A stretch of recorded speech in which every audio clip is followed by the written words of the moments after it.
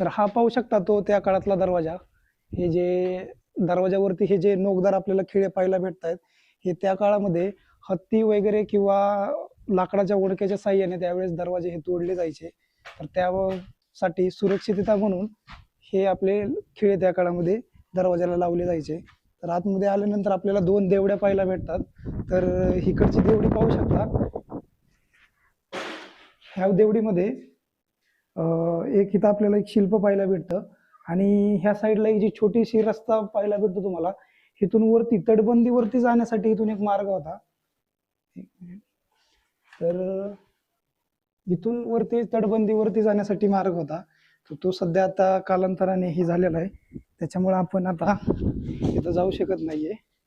आणि दुसऱ्या साईडला पण एक देवडी आहे, जी की ही सुंदर असं अजून ही इथं ही देवडी आपल्याला पाहायला भेटते.